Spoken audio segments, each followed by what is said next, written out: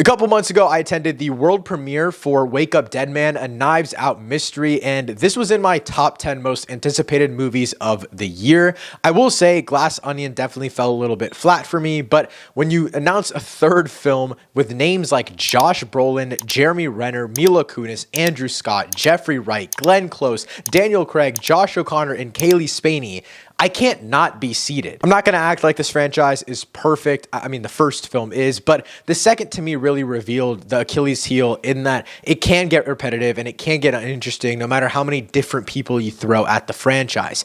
I do feel like Rian Johnson needed to take a really big shift on pretty much every level, whether it's tonally, thematically. We needed something very, very new. Wake Up Dead Man does just that. This time we're following a young priest as he unravels his faith while solving a murder mystery in relation to the church. But I think the mystery aspect of this film is arguably the worst. Stay with me. It's not that the mystery itself is bad. It's actually a really, really compelling unraveling of story. But we're at the point where there is just no way to figure this shit out in the runtime that the movie gives you. The first half of this film focuses so much on Josh O'Connor as the character, as he is the main character this time around. In the first two films, it did feel like Benoit Blanc was the main character, and that's the first place where I think this movie switches up the Knives Out formula in the best way possible. Daniel Craig isn't really reintroduced until the second act, and by the time that second half rolls around, the mystery versus context of story chart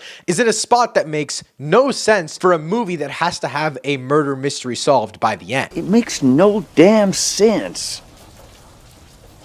Compels me though. In terms of the mystery, I think this is arguably even more interesting than the first film, which I hold to a very high standard. It's hard to talk about this without giving any story details away, but I'll leave it at this.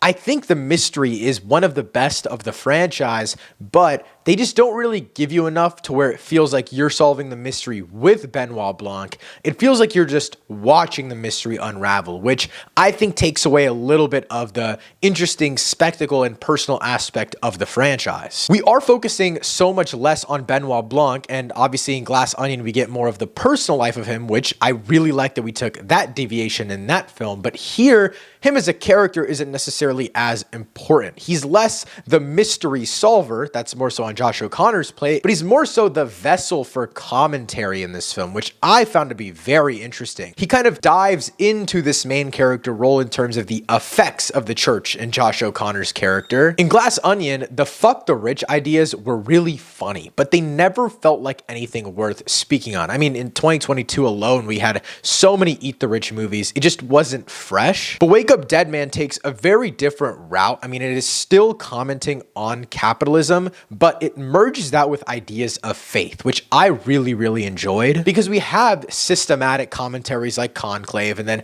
the classic Demon Go Away, Conjuring, Devil movies. But Wake Up Dead Man falls into a commentary that feels explorative in nature rather than just trying to tell you certain things about the church. But I really love the way that the first half of the film focuses building out the cast of characters and the church itself, making it really feel like this setting is important and integral. This film focuses on relationships more so based on the reliance of faith and how the church is selling dreams, or the old versus new versions of the church. But most importantly to me is Benoit Blanc's relationship with Josh O'Connor, and where we're testing his faith and all of the shit that this character of Benoit Blanc has gone through. I don't know the exact numbers on this, but it feels like Daniel Craig has the least amount of screen time he has had in each of the movies in this third film, but I still do think he is absolutely amazing. Obviously, Josh O'Connor is the best performance in my opinion. Josh Brolin, to me, just makes a second place because he's one of my favorite actors. But Daniel Craig is working on a level that feels completely different than the first two movies in a more personal, like, character way. In terms of the ensemble itself, nothing's really going to beat out the first film because it is a family.